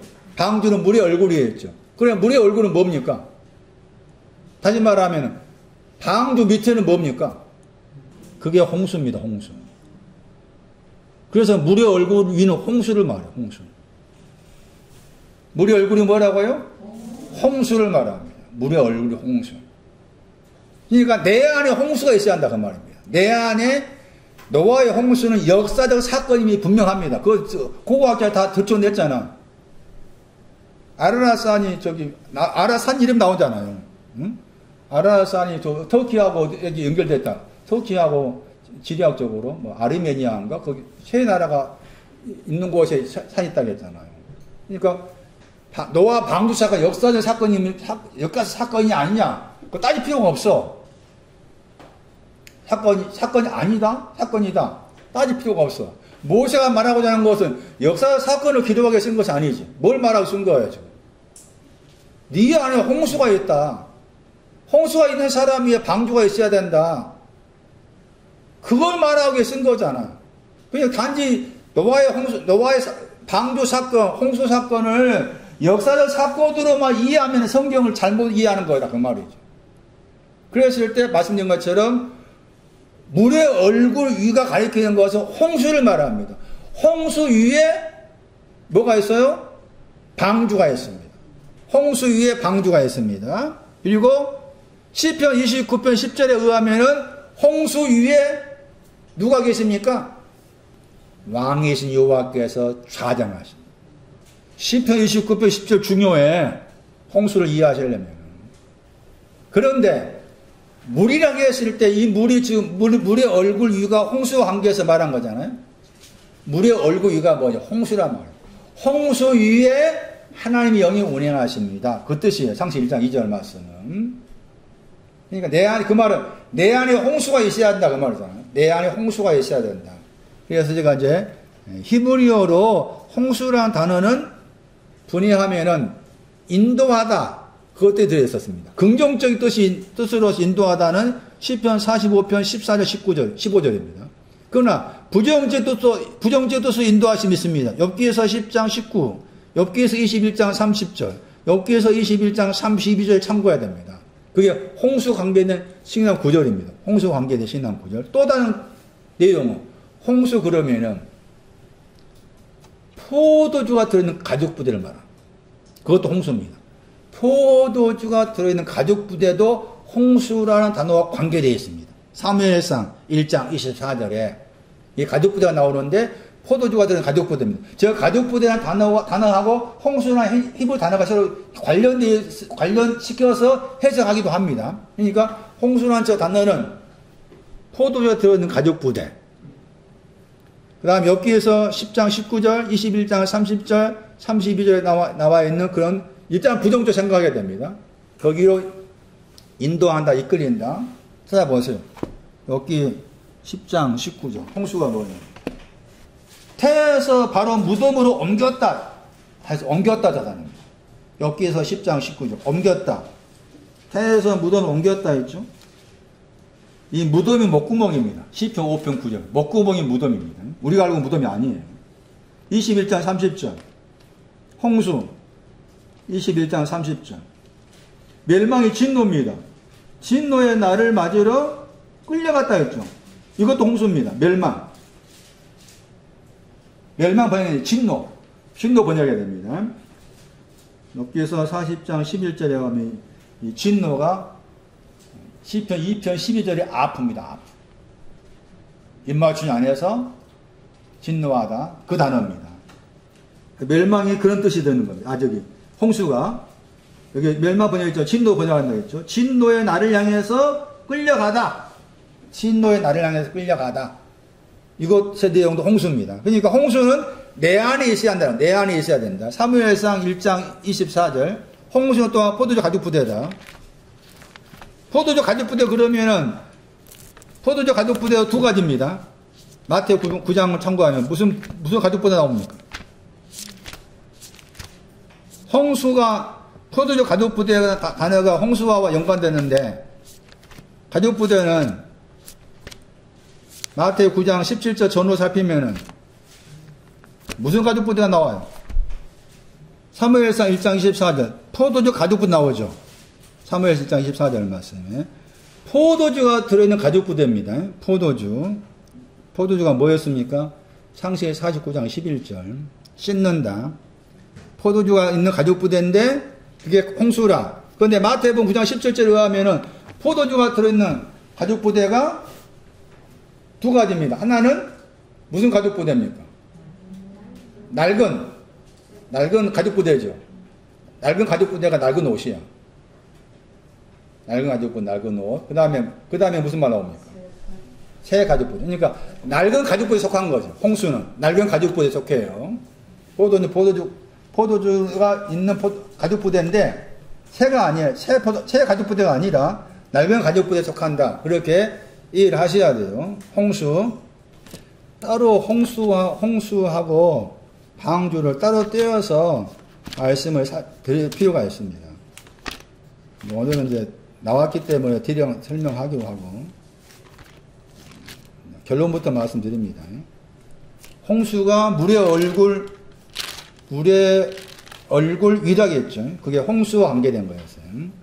그런데 이제 거기에서 중요한 단어가 물이라는 단어입니다. 이 물이 흑암을 가리킵니다.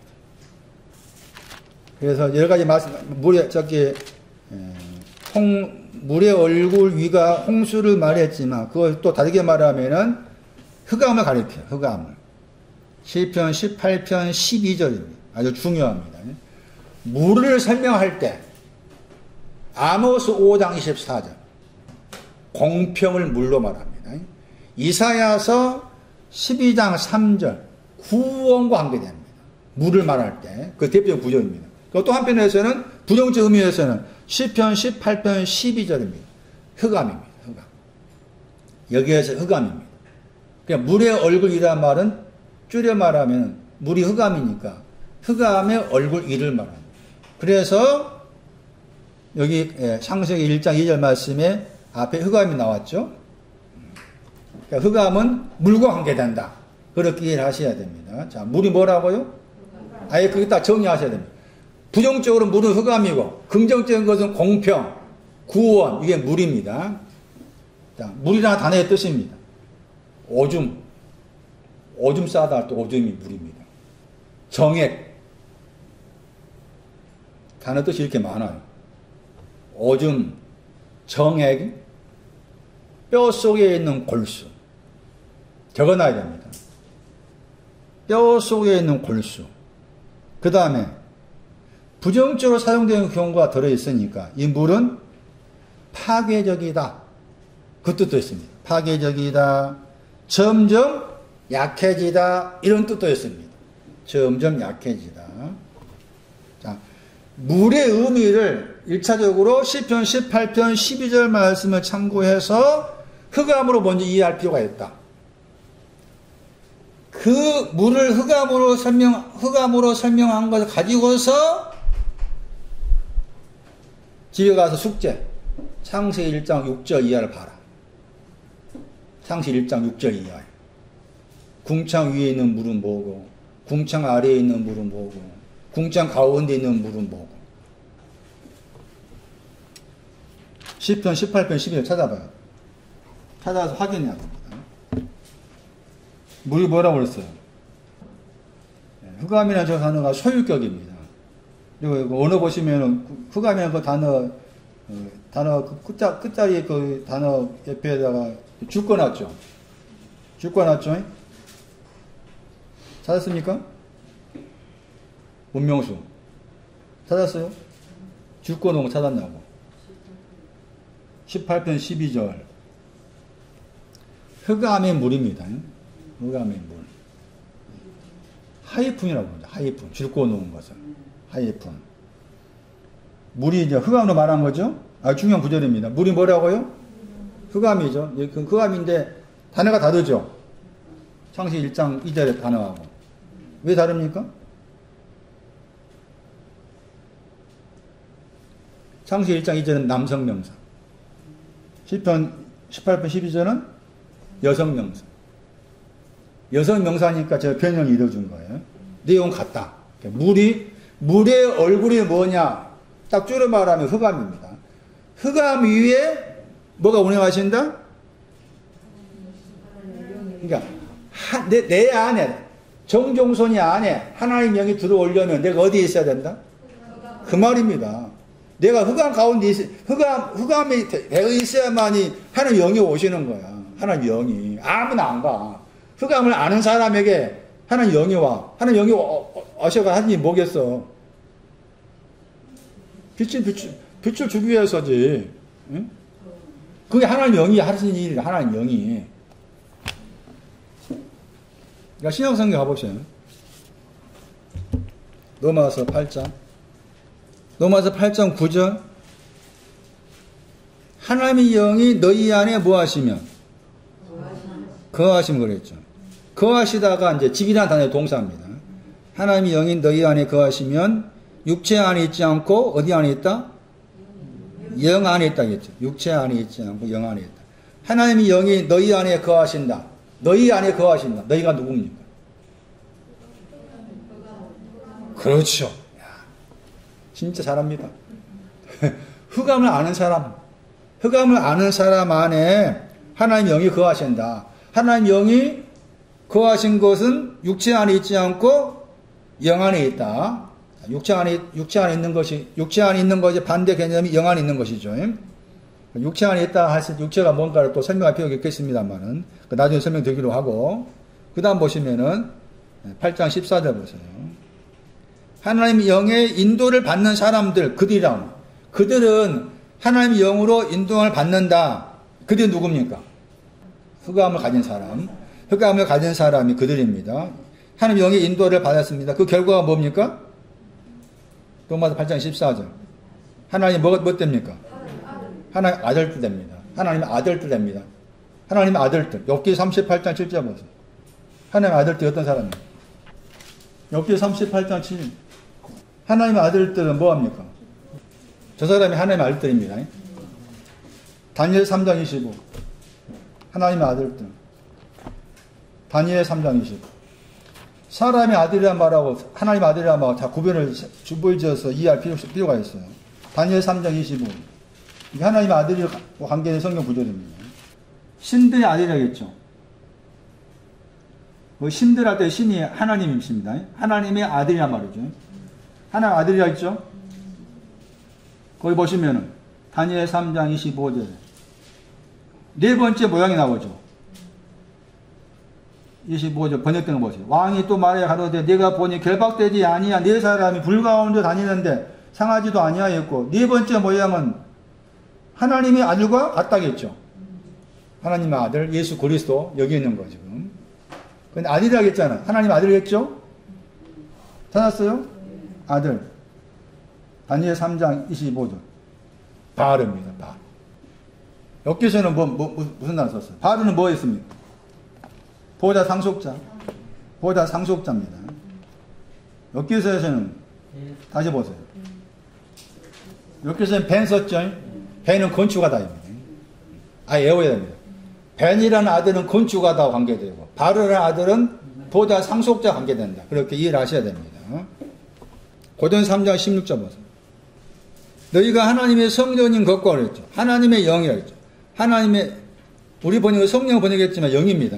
하나님의 그 영이 너희 안에 거하시는 것을 알지 못하느냐 그랬죠. 하나님의 영이 거하신다. 아까 로마서 8장 9절과 관계되어 있죠. 바울의 표현에 의하면 거하시다가 집이나 나누니까 하나님의 영이 집이다. 너희 안에.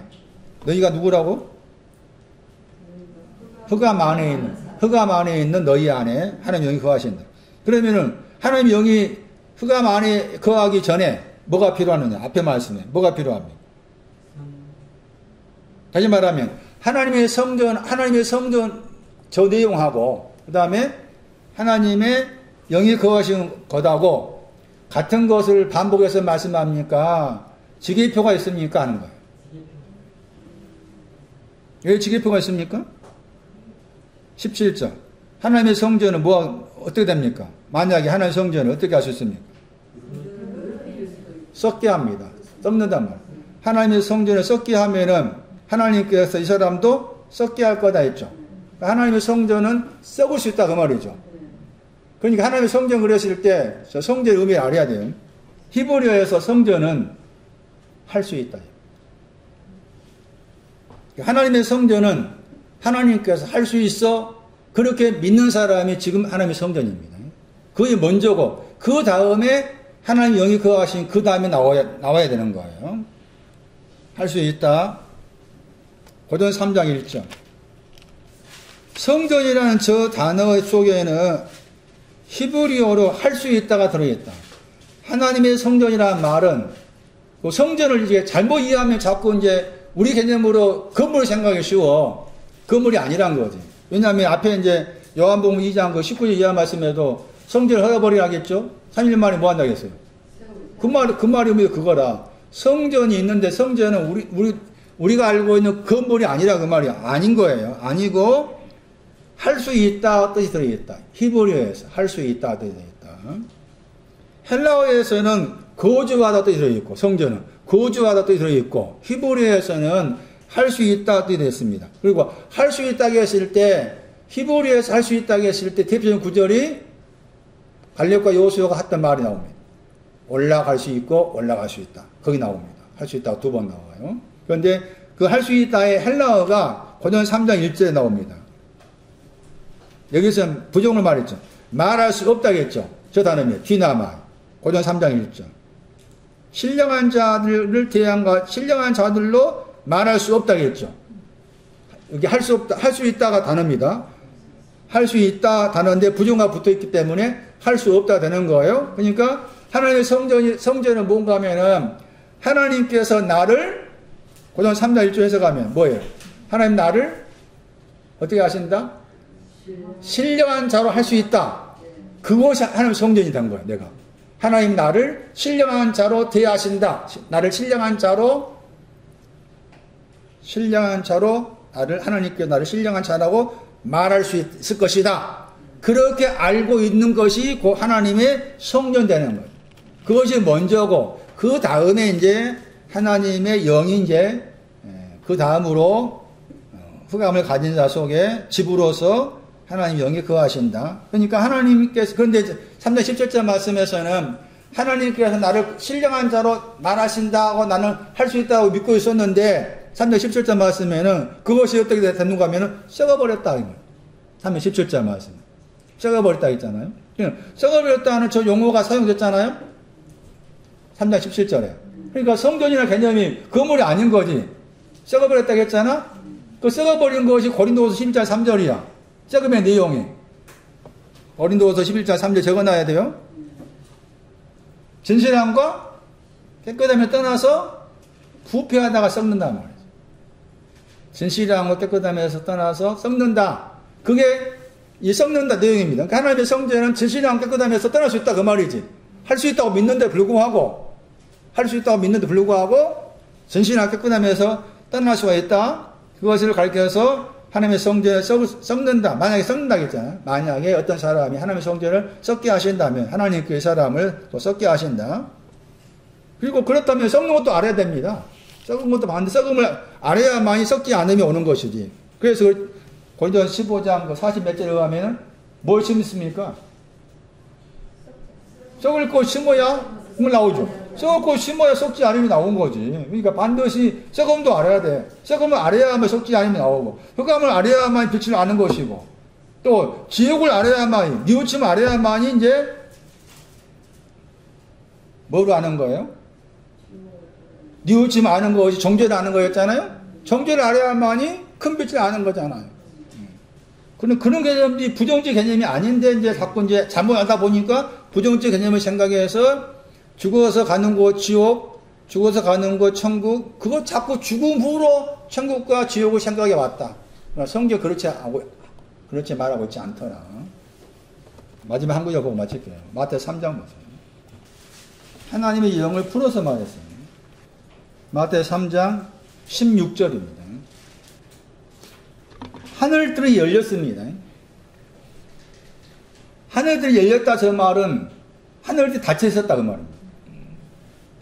하늘들이 닫혀 있었는데 열리게 되었죠. 그렇죠. 하늘들이 하나님의 영입니다. 하늘의 뜻이 그런 뜻이 있다겠죠. 고상하다, 높이 있다.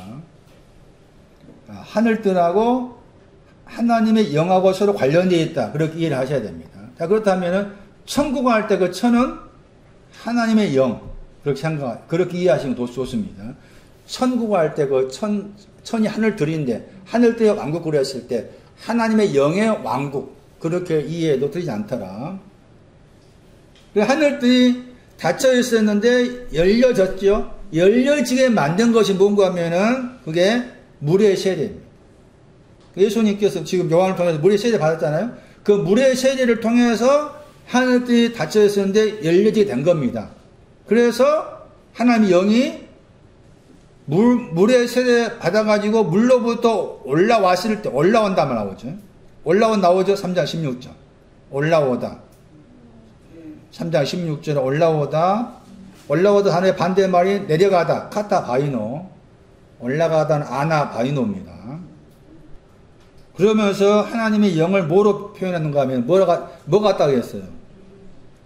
그 말 비둘기 설명하기 전에 내려가다 올라가다 했을 때 저 단어 속에 사도행전 3장 7절이 들으심을 기억하셔야 됩니다. 올라가다 내려가다 말 우리 개념을 올라가 내려가다 그렇게 이해하면 안 됩니다.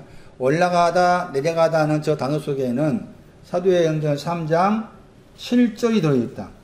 사도행전 3장 7절 보세요. 올라가다 내려가다 발이란 단어입니다.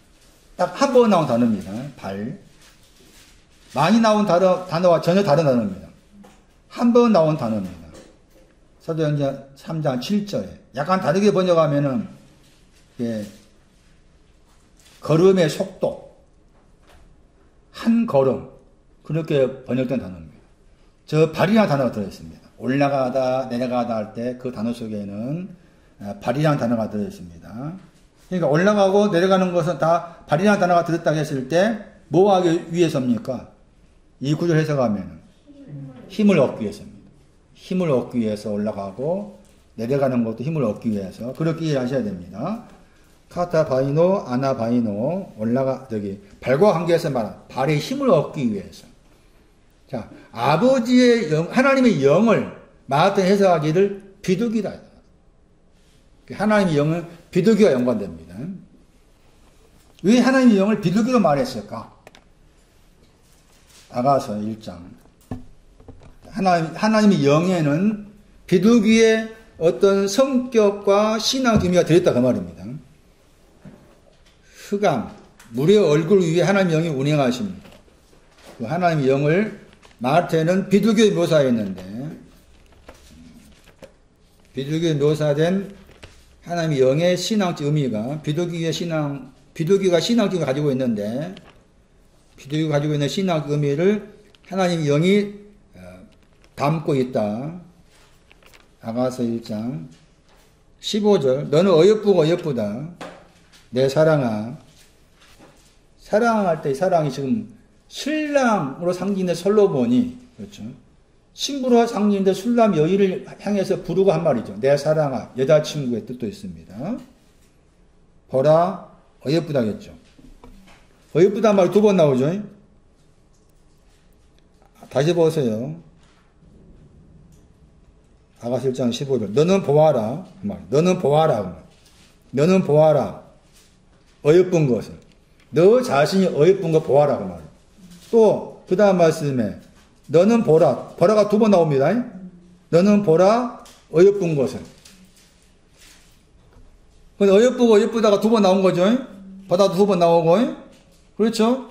그러면서 뭘 말합니까? 어여쁘고 어여쁘다 했을 때, 두 번에 걸쳐서 어여쁘고 어여쁜 것이 무엇을 설명하기 위해서 말합니까? 눈에 대한 겁니다. 눈에 대한 것이 두 번에 걸쳐서 어여쁘고 어여쁘다. 그것을 보아라. 비둘기 나오죠? 비둘기의 히브리어가 요나입니다. 요나. 요나서의 요나도 이 의미입니다. 비둘기의 뜻이 되어 있습니다. 요나서. 눈에 대한 겁니다. 그래서 마태가 왜 하나님의 영을 비둘기로 말했을까라고 했을 때 하나님의 영이 뭐라고 말입니까? 눈이 있다고 말입니다. 하나님의 영이 눈이 있다는 거죠. 눈이. 눈과 관계해서 비둘기를 설명합니다. 눈, 잠언 15장 30절. 눈의 신앙. 왜 비둘기의 눈이라겠는가? 하나님의 영을 비둘기 같다고 했을 때 그 말의 의미는 하나님의 영을 비둘기의 눈 같다 그 말이고, 비둘기의 눈을 가진 여자를 향해서 두 번에 걸쳐 어예쁘다 어예쁘다 하셨다. 비둘기의 눈이라고 했을 때 눈의 상징적 의미가 뭐냐? 잠언 15장 30절에 뭐라 나와 있습니까? 창세기 1장 14절에 광명입니다. 시편 90편 8절 말씀에 얼굴의 광명을 말합니다. 이게 눈의 신앙. 이게 아버지 영입니다. 아버지. 아버지 영은 광명이라는 거죠. 아버지 영은 얼굴의 광명이라는 거예요. 시편 90편 8절 얼굴의 광명. 창세기 1장 14절. 그러니까 아버지 비둘기의 눈은 두 번째 빛이라고 말합니다. 두 번째 큰 빛. 그러니까 지금 아버지의 하나님의 영은 마태는 비둘기 같다고 했을 때 그 비둘기가 눈이라고 했잖아요. 그 눈의 내용이 광명이었죠. 흑암이라는 물의 얼굴 위에 하나님의 영이 있다. 광명이 있다. 흑암 위에 광명이 있다. 그게 하나님의 영. 하나님의 영. 비둘기. 2장 14절. 다시 불어놨습니다. 비둘기. 아가서 2장 14절. 나의 비둘기야. 바위 틈. 바위가 반성. 셀라르난 반성. 셀라르난 반성. 반석에 틈이 생겼어. 틈이 있어야 돼. 반석에 틈이 있어요. 그 틈은 또 낭떠러지와 관계돼요. 낭떠러지. 그다음 거기에서 틈 안에, 안이란 말 나오고, 그 다음에 거기에서 중요한 단어가 은밀하다 단어입니다. 은밀하다. 숨겨졌단 말이죠. 숨겨져 있다. 나의 비둘기가 1장 그 15절이었죠. 눈이 있잖아, 눈. 광명이었잖아요. 그런데 그 광명이라는 눈을 가지기 위해서 과정을 말합니다. 광명이라는 비둘기의 눈을 얻기 위한 과정에 있어서 아가서 2장 14절 말씀, 이 비둘기가 딱 떼버리면 어디에 있었는가 하면은 틈 단어 빼버리고 반석 빼버리고 낭두에다 빼버리면은 비둘기가 어디에 있었느냐? 어디에 있었다? 이게 흑암입니다. 흑암. 시편 18편 12절입니다. 흑암 속에 있단 말입니다. 그러니까 하나님의 영도 흑암 속에 있다가 광명이 되셨다. 흑암 속에 있어서 흑암 안에 있어서 광명으로, 그 말의 의미는 나의 흑암을 광명으로 바꾸시기 위해서, 나의 흑암을 광명으로 바꾸시기 위해서 아버지 영이 이미 흑암 속에 들어갔다가 광명 되신 거예요. 그런 말이에요. 이 말씀의 의미가. 그래서 비둘기 소개한 겁니다. 자, 그래서 왜 아버지의 하나님 영인데 아버지라는 하나님의 영을 비둘기에 묘사하실까 했을 때 지금 두 구절 아가서 1장 15절 중요했죠. 눈과 관계에서 말하고 있고, 그 눈이 광명인데 광명이란 눈이 오기 위해서는 저분이 먼저 당신 자신이 나의 흑암을 없애기 위해서 내 속에 있는 흑암 속으로 들어오셔가지고 나의 흑암을 광명에 바꾸신 거야. 그것은 이제 아가서 14절 말씀에서 은밀하다, 흑암 속에 있다, 이 표현을 쓴 거예요. 그런 내용으로서 지금 하나님의 영을 비둘기에 묘사한 거예요. 자, 정리해 보겠습니다. 창세기 1장 2절 말씀이에요. 물의 얼굴 위에 하나님의 영이 운행하셨습니다. 운행하다 하는 저 단어는 3번 나온 단어입니다.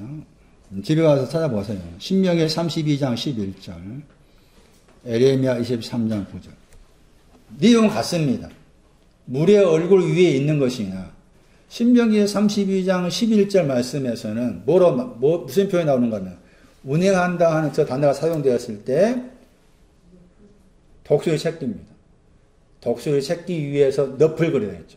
그러니까 독수리 새끼의 신앙도 물의 얼굴입니다. 독수리 새끼의 신앙도 물의 얼굴입니다.